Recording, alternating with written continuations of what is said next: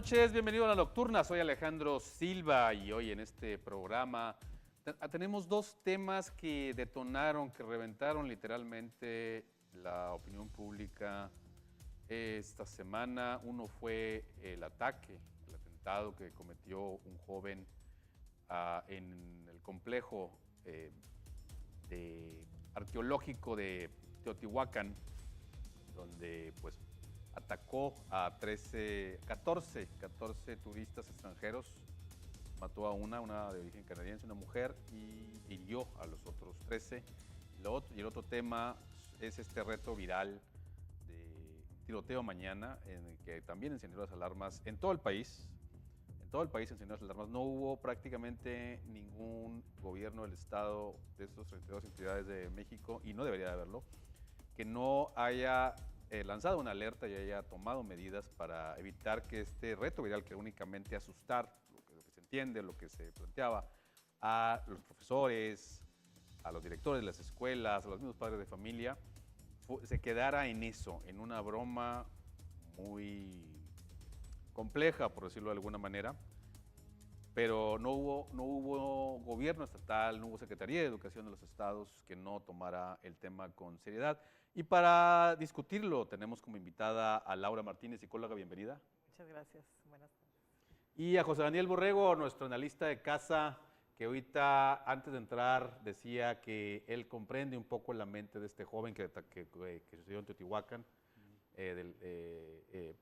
porque también es un hijo del internet, 100%. Borrego.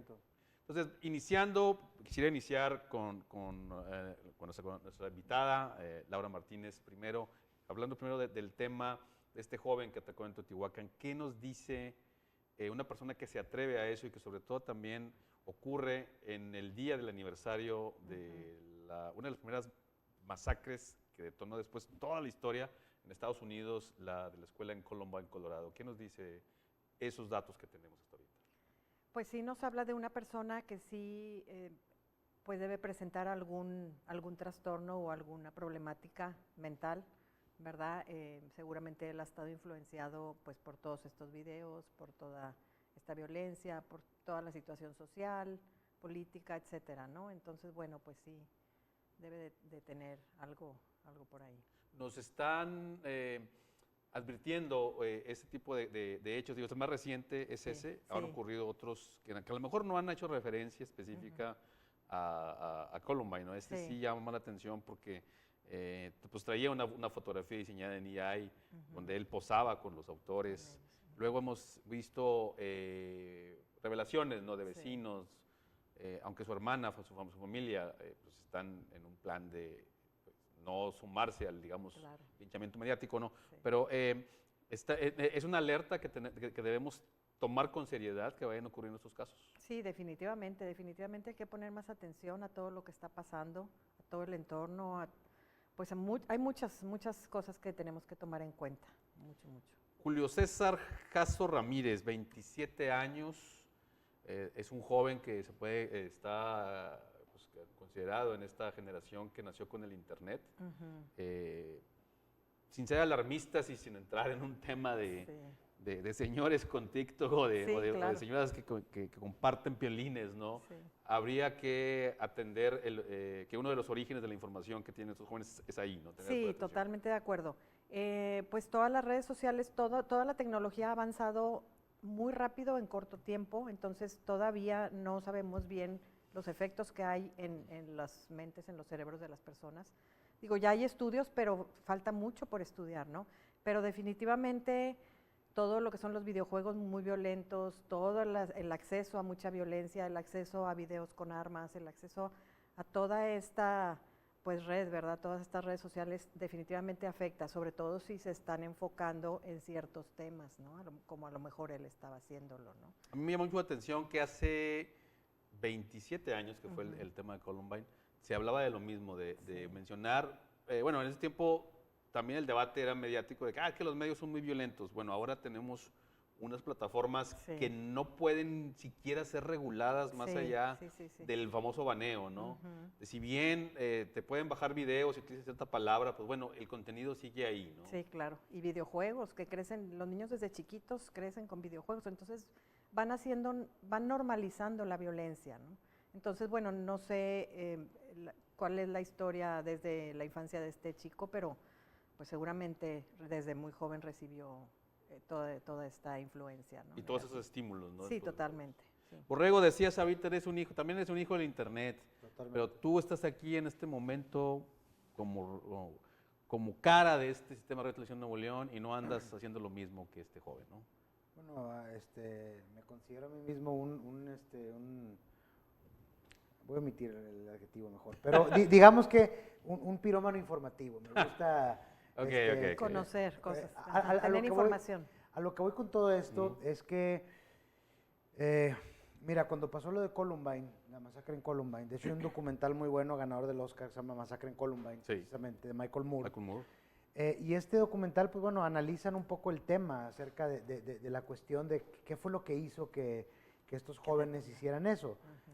Recibían bullying, pues muchos jóvenes reciben bullying y no todos en eso, ¿no? Exacto. Entonces, el punto de este documental es un poco analizar la cultura en la que están ellos, están inmersos, ¿no?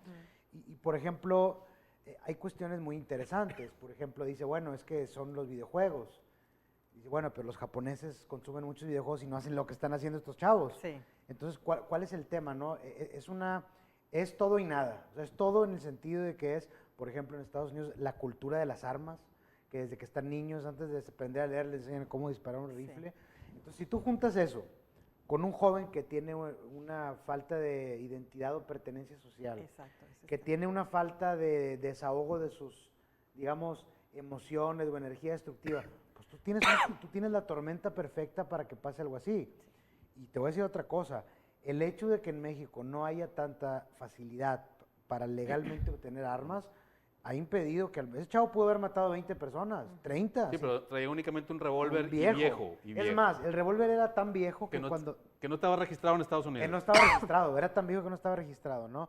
Entonces, ahí está lo interesante de este tema. No es la primera vez, como dices, ya aquí en Nuevo León tuvimos uno en el Colegio Americano, tuvimos después en Michoacán, pasó uno recientemente. Mató a 2 maestras. Este es un fenómeno nuevo en México, es el resultado sí del internet, también diría que de la pandemia, o sea, el hecho de que hubo jóvenes que prácticamente al final de su preparatoria y casi toda la preparatoria. Perdón, ándale. Generaciones completas de preparatoria Generaciones encerradas. completas de preparatoria borradas completamente Cerradas. de la convivencia. Sí. Eso, y se dijo durante el tema de la pandemia, los efectos psicológicos de este tema los vamos a ver años después. Entonces, y ya son años después, ya son 6 ya años de después. la... A ver, no te sí. vayas tan lejos. Fíjate, en este mismo momento estamos discutiendo eso, estamos discutiendo el tema terrible de la suegra que mató a la nuera en la casa. Okay. O sea, creo yo que se están presentando cosas que a lo mejor son atípicas, pero estamos totalmente bombardeados por estímulos, coincido con usted, muy violentos, donde es más, fíjate, esta cultura de dejarse llevar, sientes algo, déjate llevar. Sí. ¿Y qué hay ahorita? Sí. Checa tú las enfermedades de transmisión sexual en los jóvenes. El SIDA está repuntando cuando estaba históricamente controlado. Sí, o sea, estamos inmersos en una cultura de déjate llevar, dale vuelo a tus emociones. Oye, pues imagínate que un chavo está queriendo balacear a sus compañeros y escucha, déjate llevar, eres joven, solo se vive una vez. Oye, pues está peligroso, ¿no? Transgredir los límites, ¿no? Es justo eso. Ahora ya transgreden los límites tan fácilmente. No hay nadie que los detenga, nadie que les diga no, y todas esas redes y eso que dices, pues alenta a que transgredan cada vez más, ¿no? Y pues experimentar cosas nuevas y pues sí, afecta eso. Borrego, ¿tú coincidirías un poco en el hecho de que, bueno, tomaste el punto de que no hay acceso a armas tan fácil como en Estados Unidos? Sí, sí. Y los chicos que han cometido eso es porque la familia tenía armas, el caso de Michoacán era policía, el padrastro, creo, y tomó su arma. Había sido militar. Militar, ahí tenía un arma larga y ahí lo utilizó. Y este joven un revólver viejo. Que ojo, uno de los tiradores de Columbine, su papá también era militar. Ok, pero bueno, no sé qué tanto... No, porque la cultura de armas de Estados Unidos es diferente a la de México. Sí, pero más normalidad de ver las armas o de usarlas o de en un momento dado hacer justicia de algo que a lo mejor él en su cabeza tenía... pues como tengo que hacer justicia de algo, ¿no? Normalizado también, sí, por la dinámica con los papás. Normalizado totalmente. Mira, a mí desde niño siempre me han gustado mucho las armas, porque yo crecí viendo películas, todo, digo, tengo mis límites bien claros. ¿Sabes? Claro, sí. Pero yo recuerdo mucho que yo cuando estaba niño le decía a mi papá, yo veía películas, le decía a mi, oye papá, ¿por qué no compras una pistola para la casa, no?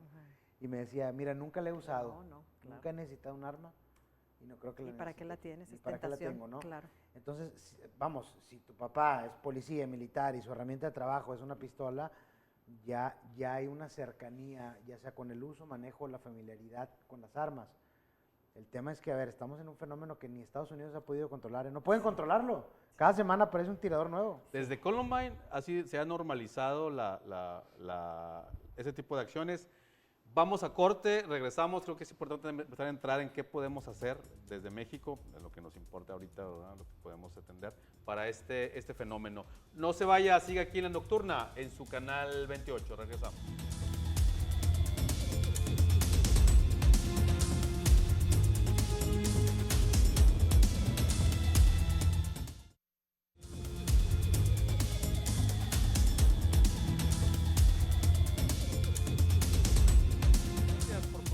En La Nocturna estamos primero iniciando con el perfil que puede tener personas como Julio César Jasso Ramírez, que cometió este atentado en la pirámide de Teotihuacán, y hablaba Borrego de esa normalización de la cultura de las armas que también exportada o importada, ¿no? a lo que se exponía este joven. Pero Borrego, en México, si bien no hay acceso tan fácil a las armas, pues sí están ocurriendo estos casos. ¿Qué crees tú que podemos hacer ante estas situaciones? Mira, yo sinceramente, si quieres resolver, van a poder pensar que soy un extremista, que Estados Unidos de hecho hasta cierto punto lo hizo y les fue mal en la opinión pública. No sé si recuerdan ustedes el caso de Edward Snowden, sí. Que él era un contratista, para quienes no conozcan este caso, era un contratista que trabajaba para la Agencia de Seguridad Nacional de Estados Unidos, y lo que él reveló fue que el gobierno tenía un software donde con fin de digamos, recabar información de posibles terroristas o atacantes terroristas, ellos vigilaban. Si tú ponías en tu computadora la palabra bomba, Al-Qaeda, Talibán, Bin Laden, y te caían. Te iban a caer, ¿no? O sea, te dan seguimiento. Te daban seguimiento. El problema es que, bueno, está eterna paradoja entre la libertad versus la seguridad, ¿no? O sea, ¿cómo lo vas a nivelar? En Estados Unidos, si tú le dices a las personas, oye, ¿tú quieres que se acaben los tiroteos? Sí, de acuerdo. ¿Quieres que te vigilemos todo el tiempo? Ay, sí, no. Entonces, es muy difícil porque tú tendrías que meterte acá. Mira, te pongo un ejemplo. La cuestión de la operación, el operativo Mochila. Hay mamás que se oponen, ¿eh? Sí. Hay mamás que se oponen. Entonces, ok, no, ¿cómo le van a andar vigilando a mi hijo? Mi hijo no es un criminal. No, señora, su hijo no es un criminal, pero a lo mejor el de enfrente sí. Entonces, hay que verlo, ¿no? Vamos a pensar que ya les quitaste, ya les viste que ya le revisaron el arma, ¿no? Ok, a lo mejor lo hacen en otro lado. O sea, las personas que quieren hacer este tipo de cosas, lamentable, y eso es lo más grave, buscan el momento específico de máxima vulnerabilidad y son, mira, yo lo comentaba con un conocido, le digo, a ver, si a mí me dicen, oye, Borrego, ¿tú te irías a San Fernando, Tamaulipas a las 3 de la mañana? Pues claro que no, porque yo tengo identificado que ahí hay un riesgo. Pero yo nunca me voy a imaginar que voy a estar en el cine, en la fila de las palomitas, claro, y va a salir un loco a tirarme. Claro. El problema es que estas personas... Que vas a estar literal, en las pirámides, sí, tomándose fotos. De turista. Exacto. Y va a pasar algo así, ¿no? Ahora, pues bueno, es un fenómeno muy complejo. Y en cuanto al perfil psicológico, yo tendría la gran duda, ¿cuál es el determinante? O sea, hay un punto donde el switch se les bota y ya simplemente no analizan sus actos. Ay, no sé, creo que es un tema, un gran reto, ¿no? Sí, pues mira, depende de muchos factores y hay varios trastornos de la mente, ¿no? De la personalidad que pues afectan, ¿no? Entonces, generalmente son personas que desde niños ya mostraron señales. Okay. Por ejemplo, un niño o una niña que maltrata al gatito, al perrito desde chicos, que juegan con ellos, que les prenden fuego, que les amarran cohetes a la cola. Cortan los bigotes. Sí, o sea, que los maltratan, ¿verdad? A los seres vivos, a los animalitos. O agresivos con sus familias, o que no les ponen límites, pero los van a transgredir. Muestran de repente altibajos de temperamento, de repente de la nada están súper violentos o súper agresivos y de repente están tranquilos. No sé, o sea, hay señales, desde chicos se ven esas cosas. Con la adolescencia se incrementa mucho más Y obviamente si están expuestos a todas las redes sociales violentas, a familias fracturadas, disfuncionales, entornos muy violentos, pues es ahí donde se detona pues a gran escala, ¿no? Oiga, yo tengo una duda dentro de estas frases populares de que árbol que nace torcido jamás se endereza. ¿Hay gente que nace torcida o los van torciendo los padres, el entorno? Ahí pues el gran debate, ¿no? O sea, depende de varios factores, pero si desde chiquitos se detectan estas conductas que no son normales, digamos, adecuadas, ¿verdad? Si desde chiquito lo detectas, sí hay manera de corregirlo, llevándolo a terapia y llevando su proceso. Desafortunadamente, las mamás dicen, ay, no pasó nada, es mi hijito. La mamá tampoco, muchas veces es difícil para los papás aceptar, ¿verdad? Que tienen un niño con problemas.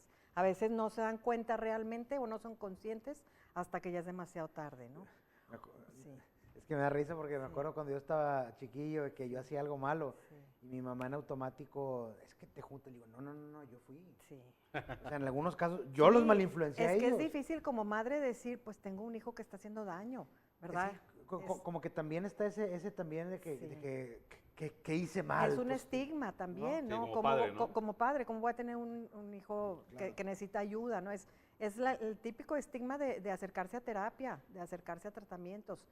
Todavía existe mucho estigma, ya cada vez menos, pero todavía existe, ¿no? Entonces es difícil eso. Pero ese estigma ocurre en familias funcionales, ¿no? O sea, el padre que está asumiendo la crianza consciente y preocupado es el que diría, tengo un hijo problemático, ¿no? Y entonces estoy fallando. Hay otro tema donde las familias que pues, no funcionan no son funcionales de esa manera, ¿no? Pero hay papás que también lo encubren. Entonces, pues es complicado. Es complicado. O sea, sí se puede ayudar a un chico que trae estas tendencias, pero sí tendría que haber mucho apoyo durante mucho tiempo, los papás muy presentes, los papás muy ayudando al chico o a la chica, trabajando con él, haciendo muchas cosas, ¿no? Me llama la atención que mencionabas ahorita las conductas que son de alerta, que hay que ver desde niños, maltrato animal, ser agresivos. Sí. Pero siempre, al menos en el imaginario mediático en Estados Unidos, cuando se habla de un asesino en serie, una persona, de un tirador masivo, un asesino de masas, como dicen en Estados Unidos, alguien decía de los conocidos, era muy callado. También, también.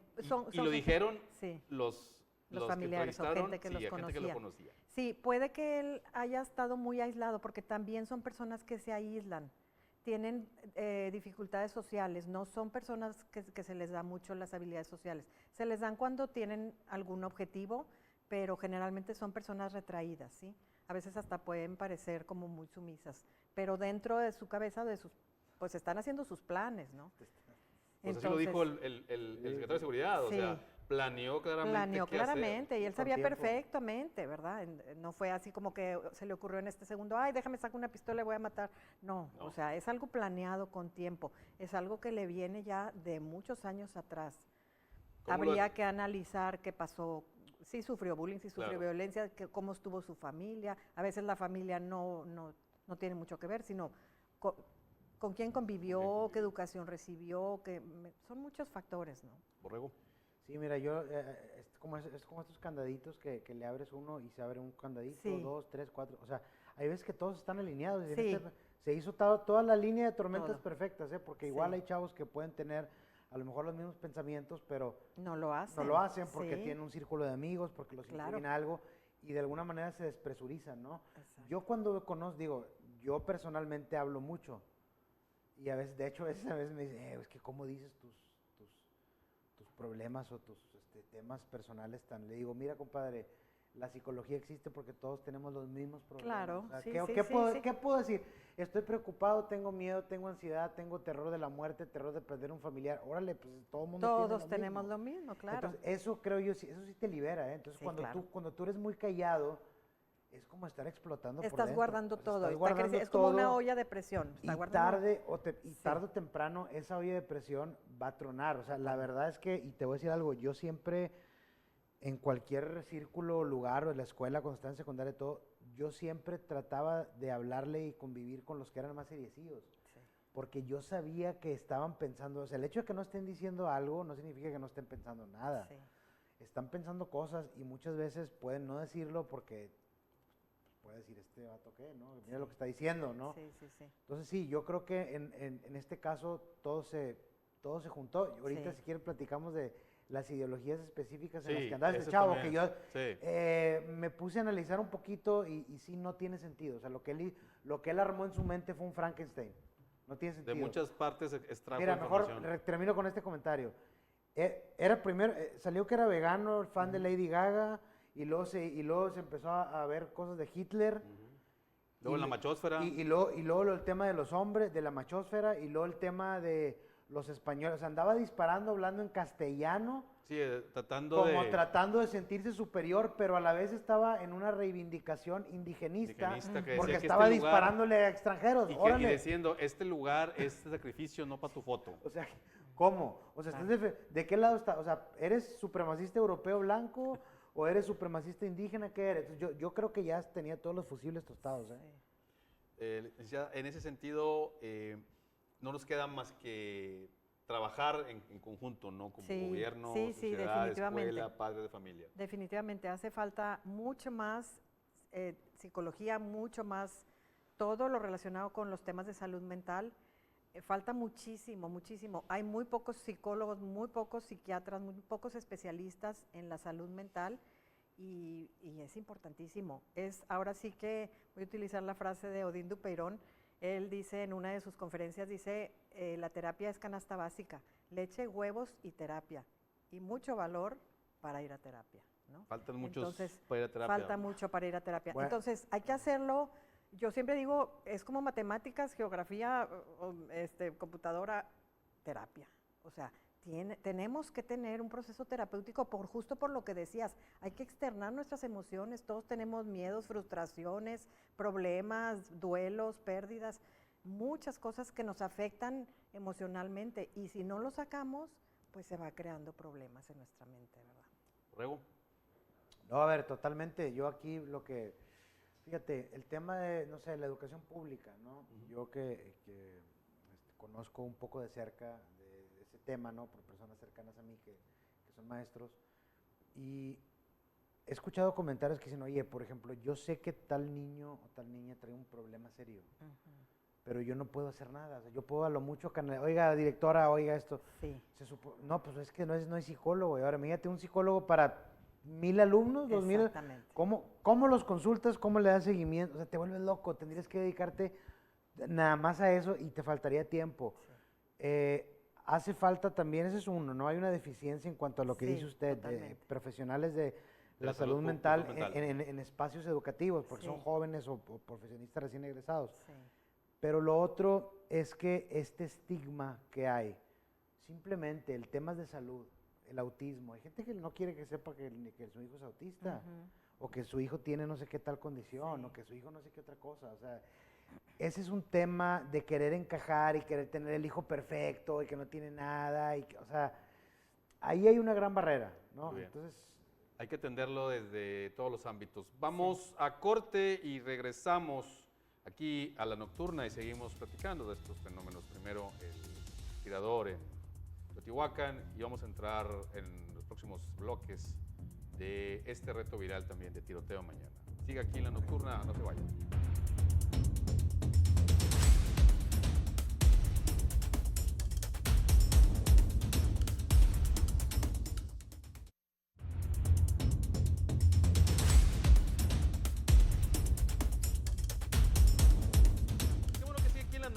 Estamos entrando al tercer bloque de este programa, donde analizamos dos situaciones de violencia real, física, en Teotihuacán, la otra violencia en redes, pero sí que alarmó del reto tiroteo mañana. Y, licenciada, pues también preguntarle, se habló mucho en redes sociales también de que este joven, Julio César Jasso Ramírez, se involucraba en este tema de la machósfera, que se ha convertido en una tendencia también por grupos feministas, ¿verdad? Que lo mencionan mucho, de que promueve la violencia general, ¿no? ¿Podemos hablar también de que pudo haber habido algo ahí de ese tema? Sí, probablemente sí. Y bueno, pues son grupos que promueven el odio, promueven pues toda esta división de géneros y todo pues seguir en el machismo. Desafortunadamente en México todavía sigue muy fuerte el machismo, ¿verdad? Todo feminicidas, toda esta violencia hacia las mujeres o hacia las personas más vulnerables. Entonces, bueno, pues sí, ahora estos grupos entran las personas pues porque quieren pertenecer, ¿no? La pertenencia es un tema muy, muy importante en todas estas personas porque si tienen si vienen de familias fracturadas o disfuncionales, van a buscar pertenecer a algún grupo. Entonces, pues encuentran similitudes en algún grupo y pues si tienen estos rasgos de violencia, pues van a caer en estos grupos, ¿no? Entonces ahí pues se promueve y se alenta y crece exponencialmente todo este odio y toda esta mentalidad Me llama la atención que la clave aquí es la pertenencia, que siempre ha ocurrido desde que se analizan los grupos juveniles en los 60, las pandillas, 50, las pandillas juveniles, 80, todo es pertenencia, es decir, mi familia no me da la pertenencia que yo quiero, entonces voy y lo busco afuera y se replican, pero ahora potencializados por las redes, ¿no? Totalmente, sí, y somos seres sociales, entonces siempre vamos a buscar pertenecer a algún grupo, ¿no? Sea bueno o malo, pues ahora sí que ya nuestra mente es lo que va a decidir. Lo que decías hace rato, porque los japoneses ven están muy inmersos en los videos, pero no hay pocos realmente asesinos o que van a ejecutar, ¿verdad? Todas estas conductas, pues sí, pero a lo mejor allá hay más apoyo, más redes, más contención, no sé. O la sociedad misma, ¿no? Que puede ser más represiva o más contenida. Sí, también eso, hay más límites y nadie se pasa de los límites, todos obedecen y así. Aquí a lo mejor hay más libertad en eso, ¿no? Y cada vez está habiendo más libertad a nivel global. Pero sí tiene mucho, mucho que ver el pertenecer a un grupo. Y si, como comentaba, si en mi familia no recibo ese apoyo, ese cariño, eso que necesité desde chico, porque todo viene desde la infancia generalmente, pues lo voy a buscar en el grupo afín a mi mentalidad, a lo que yo quiero. Borrego, ¿consideras que el tema de la machósfera tuvo mucho que ver en esta situación del joven de Teotihuacán? Yo creo que fue un componente más, que igual puedes quitarlo y igualmente lo iba a hacer, no sabemos. Es que ese es lo complejo del asunto. O sea, yo puedo decir que todo contribuyó un bloque para ir construyendo eso. Sí. Pero igual tendrías que quitar todos a lo mejor para que no hiciera eso, ¿sí me explico? Al final de cuentas, yo concuerdo con la licenciada. Yo creo que tú puedes estar igualmente estimulado con todas esas cosas y no hacer nada. El tema es que mira, te voy a poner un ejemplo muy distinto que lo vi, me dio mucha risa porque yo me sentí identificado, ¿no? Sale este comediante Ricardo Farril, sale con este Roberto Martínez de los podcasts y le dice, es que no sabes la envidia que le da a un alcohólico ver a alguien que le dice, es que yo nomás me puedo tomar 2 y ya. Y yo soy así, yo tengo ya 5 meses sin tomar alcohol, nada, porque yo no puedo tomarme una nada más. Pues así me explico, sí. Ese es mi ¿cómo se dice? Mi cableado.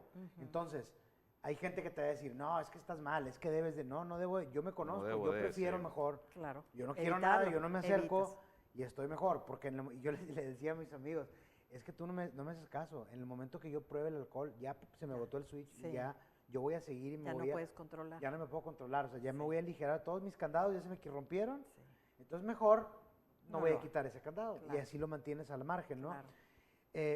Entonces, hay personalidades que vienen de fábrica con un problema, ¿no? Sí.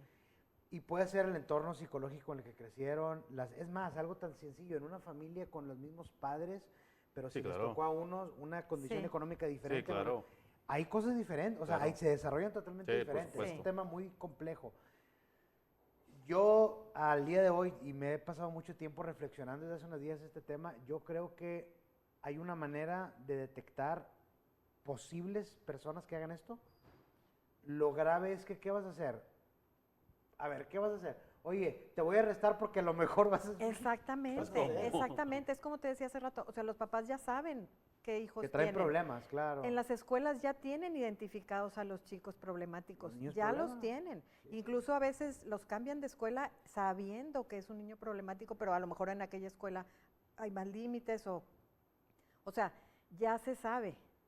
Dijeron las noticias, este chico que ya sabían quién es, ¿verdad? Entonces, las familias ya saben, las escuelas ya saben, lo que hay que ver es, pues, ¿qué hacemos? Y justo como dices tú, ¿qué hago? Si no ha hecho nada, ¿a poco lo voy a arrestar y lo voy a meter a la cárcel? ¿Por qué? Porque a lo ¿Cómo mejor... por qué? ¿Y por cuánto tiempo? Ahora, si hace algo, si es menor de edad, no lo meten a la cárcel. Para nada. Bueno, entonces, ahora, si lo digamos, en el caso de que, bueno, ya mayor de edad, lo que sea, lo meten a la cárcel, ¿cuánto tiempo lo van a meter a la cárcel? Sale al poco tiempo. Entonces, no, esa no es la solución. El sistema de justicia para adolescentes es muy complejo. En Nuevo León, bueno, pues hay una reforma que se dio hace como 15 años, más o menos, 10 años más o menos, y uno de los grandes, lo recuerdo, uno de los temas que hizo que pues, la puso a prueba fue un menor, 10 años, 11 más o menos, que mató y abusó de un niño más pequeño. Del niño que lo andaba buscando. Que él mismo lo andaba buscando y se involucró en la búsqueda. Y lo máximo que le pudieran dar no se llama castigo ni se llama reclusión, es tratamiento, porque así se le llama. Vas y lo separas de la sociedad, lo llevas a un centro de tratamiento para adolescentes. Ya pasó, o sea, él ya está libre, no sabemos, porque tampoco tenemos como sociedad el derecho a saber si el niño salió libre, ¿verdad? O sea, simplemente, de nuevo, esperemos que el Estado esté, en general, hablo del Estado en general, ¿no? Esté preocupado dándole seguimiento. Claro, dándole seguimiento, porque a lo mejor sí recapacitó, sí cambió, pero también es como dice Borrego, ya, o sea, traen algunas características físicas, biológicas en su cerebro, ¿no? Entonces eso no es tan fácil como que lo meto a un tratamiento y ya, o sea, necesitan estar medicados, necesitan estar bajo vigilancia, necesitan mucha atención profesional. Dos temas, ¿no? Hay una serie documental de Netflix que se llama La historia de Aaron Hernández. Que es un jugador de origen latino de Estados Unidos que analizan su trayectoria y él va ascendiendo en la NFL, así, cada vez más famoso, pero a la vez tenía, a la par tenía un comportamiento paralelo criminal, mataba gente y cosas, andaba, o sea, un comportamiento totalmente errático que no tenía sentido. Con su éxito. Le realizaron exámenes cerebrales y tenías de cuenta por el fútbol americano, por los golpes, tenías de cuenta carcomido en medio, de cuenta el cerebro. Entonces, sí hay fallas en ese sentido, hay cosas fisiológicas y biológicas que están... Otras psicológicas, claro. Fíjate, acabas de dar con un punto muy importante y voy a dar una opinión muy controversial. No es tan controversial. Luego, aquí estoy para frenarte. No es tan controversial. Yo creo que los menores de edad deberían de juzgarse como adultos dependiendo del delito que hagan. Un menor de edad no va a encajarle un cuchillo a otra persona sin estar plenamente consciente de lo que está haciendo. Otras cosas te las paso. Un robo, decir mentiras. Vandalismos básicos. Vandalismo, o sea, rayar una pared, romper un vidrio. A ver, yo en la prepa y en la secundaria fui muy problemático, me gustaba hacer maldades, todo eso, pero yo sabía que era yo sabía cuál era mi límite y cuál era mi goce, hasta por así dónde decirlo, podías, ¿no? sí.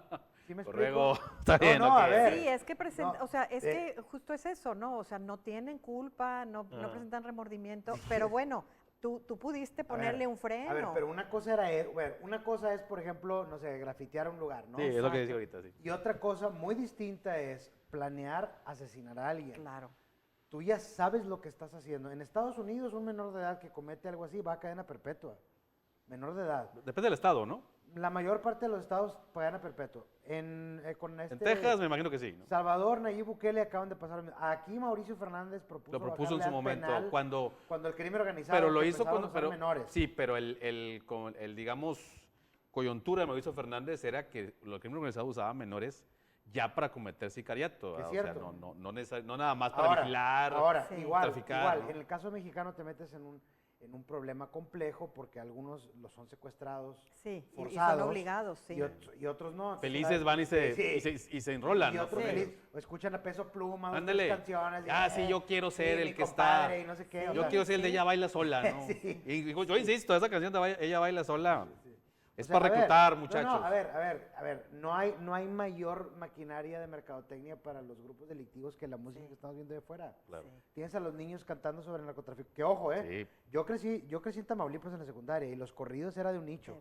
O sea, no todo el mundo lo escuchaba. Ahora todo el mundo vas a comer a un lugar. Sí, un lugar que sea. Estás escuchando ahí que agarraba su pistolón y no sé, espérate, ¿qué onda? O sea, Eso es normalizar la violencia. Eso es normalizar la violencia, exactamente. Ya verlo como que pues no pasa nada y bien padre, traen los carrazos, traen todo, o sea. Y añadirle el factor de heroísmo y delincuencia. También. Sí, ¿cómo que es un héroe? Órale, ¿Cómo es posible? Sí. En ese sentido, licenciada, se subestima la crisis de salud mental que tenemos Sí. y se subestima también esta normalización generalizada de la violencia. Sí, definitivamente. Sí necesitamos poner ahí mucha atención, poner ahí el dedo y pues ver qué más podemos hacer. Hay mucho que hacer. Sí se está haciendo mucho y el Estado está haciendo un gran esfuerzo, pero falta mucho. De repente nos sobrepasa, ¿no? Nos sobrepasa una por la cantidad de población, digo, somos 120 millones en México, casi 125 creo. Sí. Y la cantidad de niños que aún hay, aún y con el cambio de la pirámide poblacional y todo eso, sigue estando rebasadas las capacidades para atender, ¿no? Sí. ¿Qué recomendaciones o generales, no necesariamente una política pública generada, pero qué se le podría recomendar, en qué áreas debería poner más énfasis los gobiernos, ¿no? Las secretarías de educación para este tema? Pues yo creo que de la detección temprana, porque como les comentaba hace rato, si desde niño estás viendo ya ciertas conductas un poco agresivas que presenta el niño, pues bueno, ponerle más atención y darle seguimiento, ¿verdad? Porque un niño que no se le pone atención en esos momentos o que dice no pasa nada, al rato se le quita, pues no se le va a quitar, eso va a ir incrementando, no es gripa, ¿verdad? Entonces sí, más atención, yo sí diría más psicólogos es que hay escuelas que no pueden tener más de un psicólogo por toda la institución.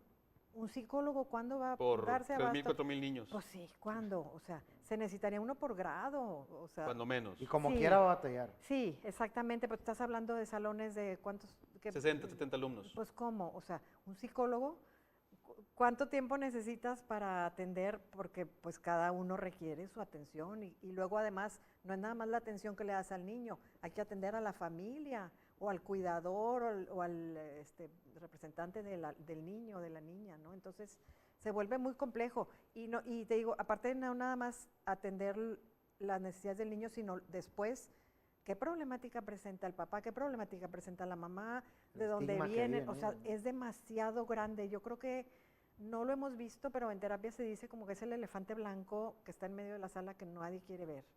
Es un monstruo gigantesco los temas de salud mental que no hemos abordado suficientemente. Sí hay trabajo, mucho, se ha ido avanzando, pero falta mucho más todavía. Muy bien, pues vamos a corte antes de ya para el último bloque y cerrar con el otro tema que no hemos abordado hasta ahorita. No se vaya, siga aquí en La Nocturna. Soy Alejandro Silva y estamos analizando dos complejas situaciones de violencia que se han suscitado en esta semana en México.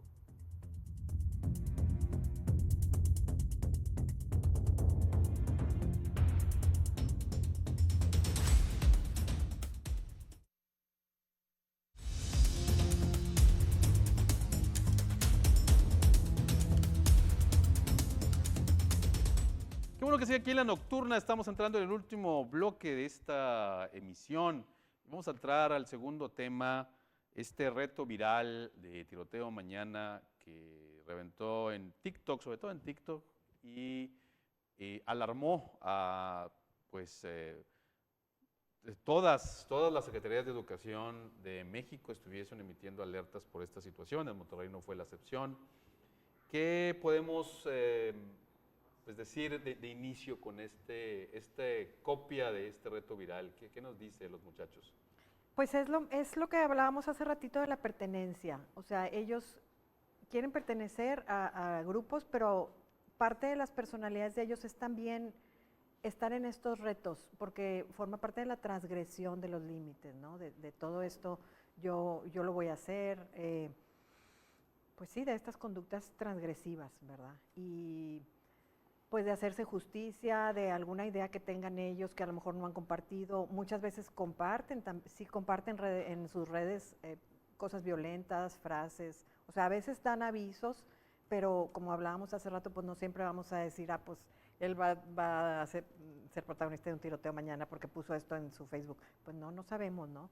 Entonces, pero pues sí, esos retos definitivamente, pues no dejan.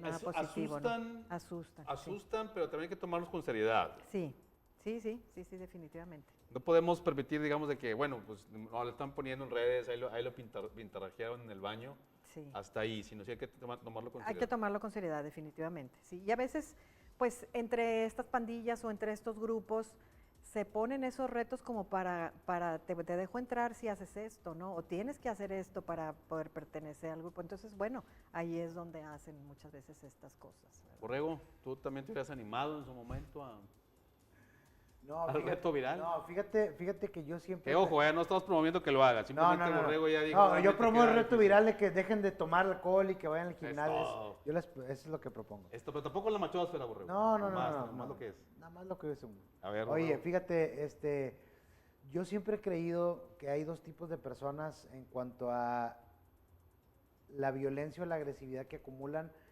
Hay dos tipos de personas en cómo la canalizan. Uno que es hacia adentro, o sea, hacia ellos mismos, los suicidas, sí. Y los otros que es hacia afuera, como que son para hacia afuera. O sea, ellos no van a, primero van a querer destruir el mundo y luego al final ellos. Uh-huh. Los otros son al revés. En este tema, yo la verdad, Alejandro, creo que es muy complicado darle una solución a largo plazo, si no, tendrías que analizar los perfiles de...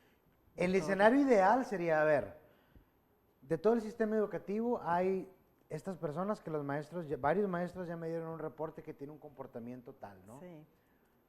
¿Qué puede hacer? Bueno, pues tiene todas estas cajitas palomeadas. Sí. ¿No? Tiene todas las cajitas palomeadas, pero, pues, ¿por qué lo voy a castigar? ¿Por qué lo voy a arrestar?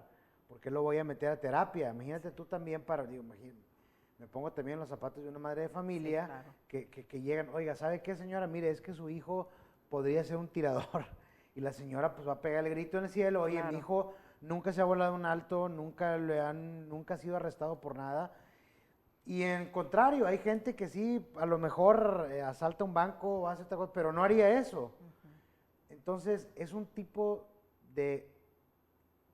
porque es un crimen, es un tipo de criminalidad que tiene un origen muy difícil de detectar y de agarrar. O sea, es muy difícil. Muy complejo. Muy complejo. Todavía, por ejemplo, un sicario, hay un caminito, ¿sabes? Que este chavo se empezó a juntar con aquel, lo invitó para acá, agarró la pistola, ahora trabaja para no sé quién. Sí. Pero ya hay un caminito, y posiciones de liderazgo, y jerarquía, y órdenes, y todo. Bueno, hay una estructura. Sí. Aquí no. Sí. Aquí cada individuo trae su... ¿Quiere subirse al reto? Vamos. Trae su propia estructura. Sí. Ahora, de esos que va a haber 100 chavos que a lo mejor van a aventar el reto y 1000 van a decir, ni de estúpido lo hago. Uh-huh. Bueno, va a haber uno que a lo mejor... Que sí lo hace. O sea, que no te lo puedes explicar. Yo me acuerdo cuando estaba en la prepa, en la secundaria, había alumnos que hacían cosas que yo dije, pues, decíamos, está chisqueado. Pues sí. Está chisqueado, no hay otra explicación. Tiene algo en la cabeza que no le funciona bien. El problema es que en estos casos, pues imagínate, tendrías tú que poner policías y detectores de metal prácticamente en todos lados. En todas partes. Y tampoco puedes ponerlo en todos lados. Yo lo que estoy viendo también es un tema de esa facilidad con la que los niños y adolescentes se ponen de acuerdo en redes para decir, sí, vamos a subirnos al reto, ¿verdad? Sí, como si fuera un juego, ¿no? Sí, para ellos es un juego, sí, definitivamente. Y yo creo que con lo que decías ahorita, de que cuando tú eras niño y veías los compañeritos y todo, antes creo que los niños estaban mucho más contenidos, había mucho más autoridad de los padres, había mucho más límites, se respetaba a los maestros. Ahora, además los maestros ahora no pueden hacer mucho porque los van a demandar o porque el papá se enojó, o sea, antes los padres ejercían mucha más autoridad sobre sus hijos y tenían más contenidos a sus hijos. Ahora los hijos no respetan a sus padres, a veces por situaciones económicas los dos padres tienen que trabajar, tanto padre como madre, están fuera de casa, los niños están más solos. Se junta una cantidad de factores que ya no pueden contener a los hijos, ya se dan cuenta cuando ya fue demasiado tarde y ya el joven pues ya es difícil contenerlos, ¿no? Entonces creo que por ahí empezó a salirse de control todo, ¿no? O sea, padres menos enérgicos, ahora también más permisivos, más ausentes por necesidades económicas, familias más fracturadas, madres solteras, padres solteros, que difícilmente solos van a poder entre trabajo mantener todo el hogar y cuidar al 100% de sus hijos. O sea, se vuelve mucho más compleja la sociedad en la que vivimos ahora. ¿Verdad? Esta situación, si bien se atendió por parte de la Secretaría de Educación del Estado, que se implementó protocolos, finalmente llama también la atención de cómo los agarra por sorpresa a las autoridades, a los padres de familia, todavía estas situaciones, ¿no? Sí, sí, pues es que yo creo que todavía pensábamos como que no pasa nada, o como que Monterrey todavía es una ciudad, o México todavía es un país muy amable, somos de gente muy amable, como dicen, somos más los buenos a veces, ¿no? O sea, sí tenemos muchas cualidades que en otros países no existen, pero pues no por eso hay que descuidarnos, porque sí en temas de salud mental sí hace falta mucho trabajo todavía. Borrego, retomo la frase que dijiste al principio o que tú comentaste también antes de grabar, que eres un hijo del Internet. Sí. Ahora todos los niños en este momento que están en clases, adolescentes que están en clases, todos son hijos también del Internet. Sí. ¿Tú dirías que los padres de familia están más desfasados ahora con esto ante sus hijos? Yo diría que gran parte de estos problemas es la cultura irresponsable de tener hijos. Que es cierto, quieres ser un padre y quieres atorarle y quieres que tu hijo esté bien, tienes que ponerle atención. ¿Cuántos padres no le dejan la tablet? Sí, ahí está la tablet.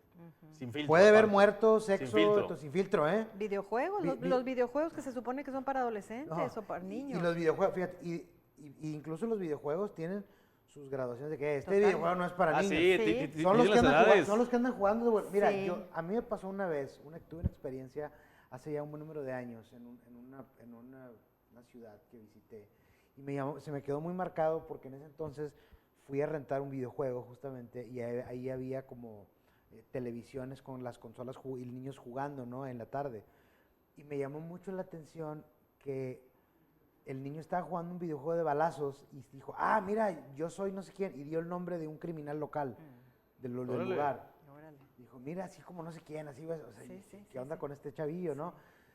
Fue una mezcla del videojuego, de que estaba solo. Sí. O sea, ahorita ya hay muchas maneras de hacer más ligera la paternidad, pero también son tarjetas de crédito, ¿eh? Hay más peligros. Hay más peligros, hay más autismo, hay más niños que no tienen habilidades sociales porque están todo el día en los videojuegos y viven en esa realidad. O sea, puede parecernos increíble, pero viven en esa realidad y se les hace fácil a veces, dicen, si aquí atropello a alguien, pues lo atropello acá afuera también. Claro. ¿Cuál es el problema? No si el juego, el target es matar, o sea, pues, ¿verdad? Sí hay muchos estimulantes, pero el caldo de cultivo básico, o sea, te digo, sí hay cosas que hacer en cuanto a la restricción de contenidos a menores de edad, yo estoy completamente de acuerdo.